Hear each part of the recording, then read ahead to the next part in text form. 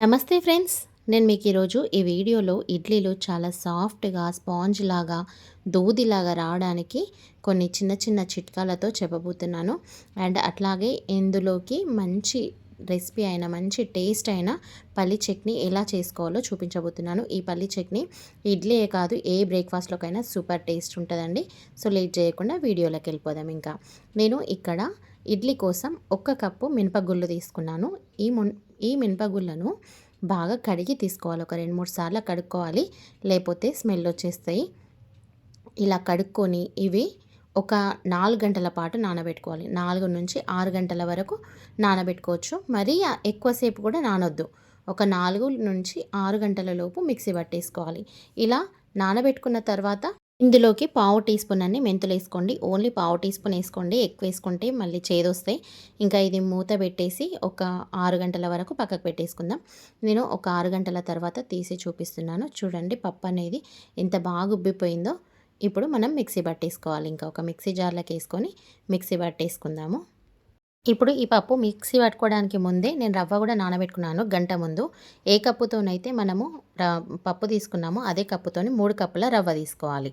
ఇక్కడ చూడండి నేను 3 కప్పుల రవ్వ తీసుకుంటున్నాను. ఈ క్వాంటిటీతో తీసుకుంటే మనకు ఇడ్లీలు అనేది చాలా సాఫ్ట్గా వస్తాయి. ఇప్పుడు ఇట్లా తీసుకున్న రవ్వలోకి వాటర్ పోసేసి బాగా కడిగి తీసుకోండి. ఇంకా ఇట్లా రవ్వని బాగా కడుక్కోవాలి.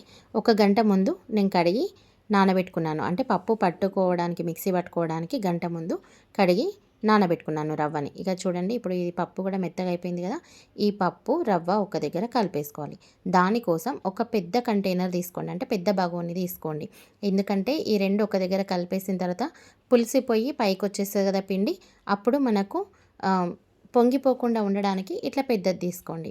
ఫస్ట్ ఈ పప్పుని ఆ కంటైనర్లోకి వేసుకోండి. మీరు ఏదైతే పులియబెట్టాలనుకుంటున్నారో అందులోకి వేసేసుకోండి ఈ పప్పుని. వేసుకున్న తర్వాత ఇట్లా రవ్వ కూడా మొత్తం నీళ్ళని గట్టిగా పిండేసుకుంటూ పప్పులోకి వేసుకోండి. ఇట్లా మొత్తం వాటర్ లేకుండా గట్టిగా పిండేసుకోవాలి. గట్టిగా పిండేసుకుంటూ వేసుకోండి. ఇంకా ఇప్పుడు ఈ పప్పు రవ్వ రెండు కలిసిపోయేలాగా బాగా కలుపుకోండి. క్లాక్ వైజ్ డైరెక్షన్లోనే మంచిగా బీట్ చేస్తూ కలుపుకోవాలి. ఇక్కడ చూస్తున్నారు కదా పొడి పొడి ఉంది కదా. ఇట్లా మనం కలుపుతూ కలుపుతూ బాగా బీట్ చేస్తూ కలుపుకోవాలి. నేను ఒక హోటల్లో వాళ్ళు పిండి కలిపేటప్పుడు చూసిన, మనం క్లాక్ వైజ్ డైరెక్షన్లోనే పిండిని బాగా బీట్ చేస్తూ కలుపుకోవాలి. ఇక్కడ నేను చూపిస్తున్నాను చూడండి వీడియోలో.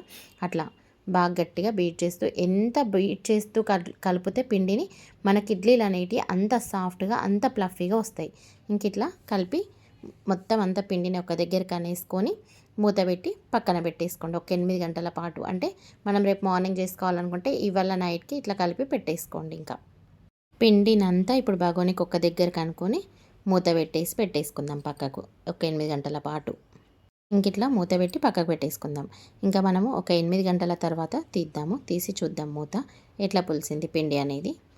ఇదిగోండి ఒక 8 గంటల తర్వాత చూపిస్తున్నాను నేను. అంటే నెక్స్ట్ డే మార్నింగ్ చూపిస్తున్నాను. పిండి అనేది బాగా పులిసిపోయింది. ఇగో చూడండి. ఇగో ఇట్లా కలుపుతుంటేనే మనకు అర్థమైపోతుంది పిండి పైకి వచ్చేస్తుంది కదా. ఇంకా ఇందులోకి మీ టేస్ట్కి సరిపడా సాల్ట్ వేసుకోండి. నేను ఇక్కడ ఈ స్పూన్తోని ఒక 1½ స్పూన్ వేసుకుంటున్నాను. 1 అంత సాల్ట్ వేసుకుంటున్నాను. మీ టేస్ట్కి సరిపడా మీరు వేసి కలిపేసుకోండి. ఇంకా మీరు ఇదే టైంలో వంట సోడా కూడా వేసి కలిపేసుకోవచ్చు. అది వీడియో క్లిప్ నేను తర్వాత తీసినాను. అంటే ఇడ్లీ వేసుకునేటప్పుడు నేను సోడా వేసుకున్నాను. ఇంకా మీరు ఈ టైంలోనే సోడా కూడా వేసేసుకోవాలి. నేను ఈ టైంలో వేసుకోవడం మర్చిపోయాను. సో అప్పుడు నేను మళ్ళీ ఇడ్లీ పెట్టుకునేటప్పుడు వేసుకున్నాను. అప్పుడు మీకు వీడియో వస్తుంది. ఇట్లా మళ్ళీ కలిపేసుకోండి. సాల్ట్ సోడా రెండు వేసుకున్న తర్వాత అవి రెండు కలిసిపోయేలాగా బాగా కలిపేసుకోండి ఇట్లా. ఇంకా ఇది పక్కన పెట్టేసి మనము చట్నీ కూడా చేసేసుకుందాము.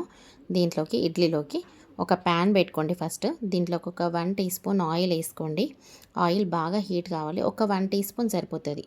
ఆయిల్ బాగా హీట్ అయిన తర్వాత ఇందులోకి పల్లీలు వేసుకోండి. నేను ఈ కప్పుతోని 1 కప్పు పల్లీలు వేసుకుంటున్నాను. ఇవి నలుగురికి సరిపోతాయి ఈ 1 కప్పు పల్లీలు మా ఇంట్లో. మీకు మీ ఇంట్లో ఎంతమంది ఉన్నారో అంత క్వాంటిటీ ప్రకారం మీరు చూసి పల్లీలు వేసుకోండి. ఇప్పుడు ఇవి మంచిగా అటు ఇటు కలుపుతూ ఫ్రై చేసుకోవాలి. ఇవి మంచిగా చిట్టపట్టమని సౌండ్ వస్తూ ఉంటాయి. గోలిన తర్వాత, ఏగిన తర్వాత సౌండ్ వస్తూ బ్రేక్ అవుతాయి మధ్యలో. అప్పటి వరకు మీరు మంచిగా ఫ్రై చేసుకోండి. అటు ఇటు కలుపుకుంటూ ఫ్రై చేసుకోవాలి. లేకపోతే మాడిపోతే పల్లీలు మాడితే చట్నీ టేస్ట్ అంతా బాగా రాదు. కాబట్టి అటు ఇటు కలుపుకుంటూ ఫ్రై చేసుకోండి మంచిగా. చూడండి ఇక్కడ మీరు పల్లీలు చూస్తున్నారు కదా, ఈ రకంగా గోలాల పల్లీలు. ఇప్పుడు ఒక ప్లేట్లోకి వేసేసుకోండి ఈ పల్లీలని.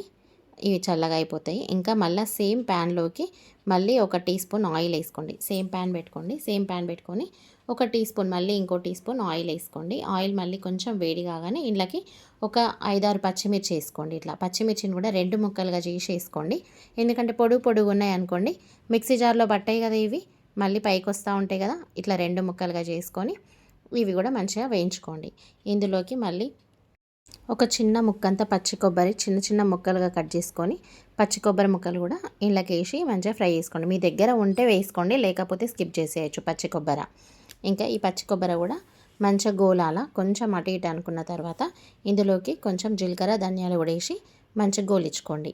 నేను 1 టీ స్పూన్ ధనియాలు వేసిన, పావు టీ స్పూన్ జీలకర్ర వేసిన, ఒక 2 చింతపండు రేకులు వేసి అటు ఇటు ఫ్రై చేసుకోండి మంచిగా. ఇంకా ఇవి గోలిపోయినాయి, మంచిగా ఏగినాయి కదా ఇవి. ఇవి కూడా ఒక ప్లేట్లోకి వేసేసుకుందాం. మనం ఎండ్లైతే పల్లీలు వేసుకున్నామో అందులోకి వేసుకొని చల్లారబెట్టుకోండి. కొంచెం ఇవన్నీ చల్లగా కాగానే మిక్సీ పట్టేసుకుందాం మనం ఇంకా పల్లీ చట్నీ కోసం. ఇప్పుడు ఇవి చల్లారేంత వరకు మనం ఇడ్లీ పెట్టేసుకుందాము. ఇంకా ఇట్లా ఇడ్లీ ప్లేట్స్ తీసుకోండి. ఇడ్లీ ప్లేట్స్ తీసుకొని ఈ ఇడ్లీ ప్లేట్స్కి ఆయిల్ అయినా నెయ్యి అయినా అప్లై చేసుకోండి. మీ దగ్గర నెయ్యి ఉంటే అప్లై చేసుకుంటే బాగుంటుంది. ఇప్పుడు దానికన్నా ముందైతే మనం ఫస్ట్ ఇంట్లో స్టీమ్ చేసుకుందాం. రైస్ కుక్కర్ కప్ అయితే అందరి దగ్గర ఉంటాయి కదా. ఈ రైస్ కుక్కర్ కప్పుతోని 3 కప్పుల వాటర్ పోసి మనం స్టవ్ పైన లో ఫ్లేమ్లో పెట్టుకొని స్టీమ్ చేసుకోవాలి. ఇడ్లీ ప్లేట్లకు మనం ఇడ్లీ పిండి వేసుకునే అంతలోపు ఇవి స్టీమ్ చేసుకున్నాం అనుకోండి, మనకి ఇడ్లీ అనేది చాలా తొందరగా కుక్ అయిపోతుంది. ఇంకా ఇట్లా మూత పెట్టేసుకోండి, తొందరగా స్టీమ్ అవుతాయి వాటర్. ఇంకా ఈ ప్లేట్లకి మనము ఆయిల్ అప్లై చేసుకుంటూ ఈ బౌల్స్లలోకి మనము ఇడ్లీ పిండి వేసేసుకుందాం. ఇట్లా ఆయిల్ పెట్టుకుంటూ నేను నెయ్యి పెడతలేను, ఎందుకంటే మీరు కన్ఫ్యూజ్ అవుతారు మళ్ళీ నెయ్యి లేకపోతే బారాదేమో అనుకుంటారు అన్నట్టు నేను మీకోసమని ఆయిల్తోనే చేసి చూపిస్తున్నాను. కానీ నెయ్యితో చేసుకుంటే ఇంకా సూపర్ టేస్టీగా ఉంటాయి. ఇట్లా అన్నిటికీ అప్లై చేసేసుకోండి. ఇంకా ఆయిల్ అయితే ఆయిల్, నెయ్యి అయితే నెయ్యి అప్లై చేసుకున్న తర్వాత ఇప్పుడు నేను సోడా వేసుకుంటున్నాను. నేను అప్పుడు చెప్పాను కదా వేయడం మర్చిపోయానని. సోడా అయితే కంపల్సరీ వేసుకోవాలి, వంట సోడా అయితేనే మనకి ఇడ్లీలు అనేవి సాఫ్ట్గా ఉబ్బుతాయి మంచిగా. ఈ సోడా వేసుకున్న తర్వాత కూడా మంచిగా కలుపుకుంటున్నాను నేను.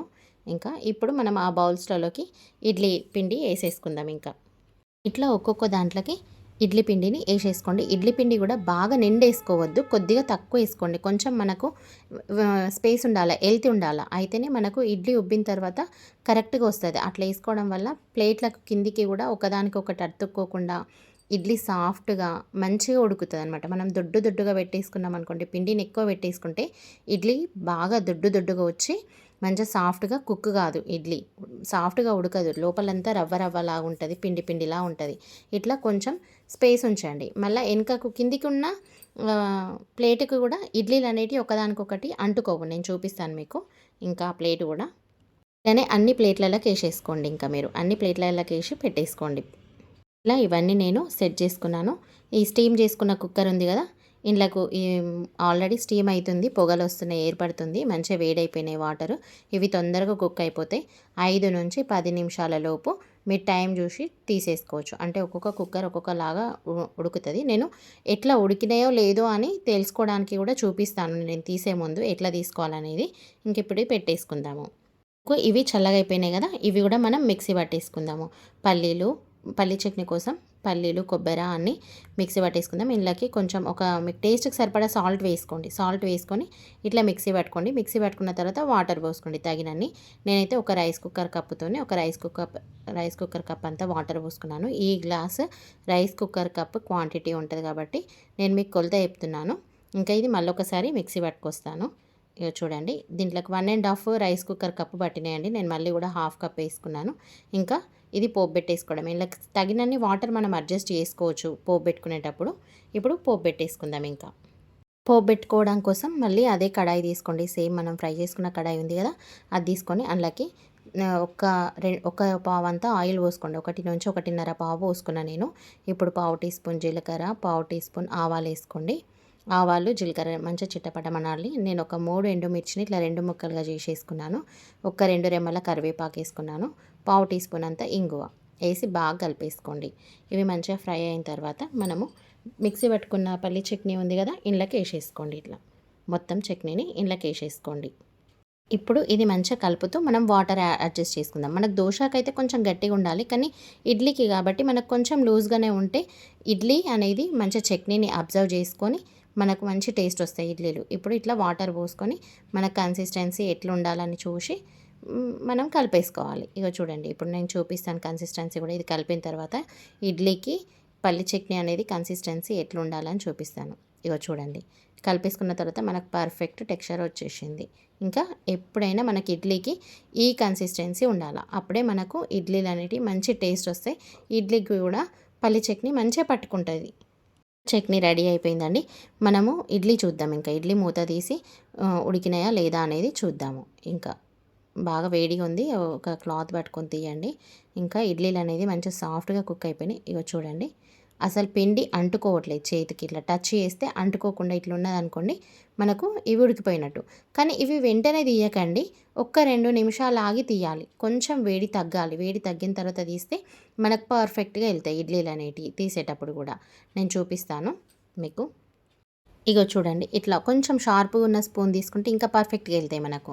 ఇట్లా అంచుల నుంచి తీయండి. అప్పుడు మనకు పర్ఫెక్ట్గా వస్తాయి ఇడ్లీ. చూడండి ఇడ్లీ అనేది ఎంత పర్ఫెక్ట్గా వచ్చిందో. ఇంకా ఇట్లనే అన్ని ఇడ్లీలు తీసేసుకోండి. ఇగో మీ దగ్గర ఉన్న ఇడ్లీ మొత్తం ఇట్లనే తీసేసుకోండి. ఇంకా చూడండి నేను చెప్పినట్టుగా తక్కువ తక్కువ క్వాంటిటీ వేసుకోవడం వల్ల బ్యాక్ సైడ్ ప్లేట్లకి కూడా పిండి అంటుకోకుండా ఉన్నది. సో ఇంకా ఇంతే ఇడ్లీ ఎంతో సాఫ్ట్గా ఉండే ఇడ్లీలు రెడీ. నేను చెప్పిన టిప్స్ అన్ని ఫాలో అవుతూ చేస్తే మీకు కూడా ఇట్లా పర్ఫెక్ట్గా కుదురుతాయండి. ఓకే ఫ్రెండ్స్, వీడియో నచ్చితే లైక్ చేయండి, ఫ్యామిలీ అండ్ ఫ్రెండ్స్కి షేర్ చేయండి.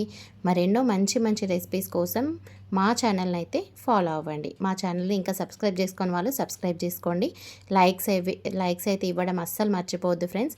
ఒక లైక్ అయితే ఇచ్చేసేయండి. Okay friends, thanks for watching my video. ఇంకా మరెన్నో మంచి మంచి రెసిపీస్ కోసం మా ఛానల్ని అయితే చూస్తూ ఉండండి. Okay friends, thanks for watching my video.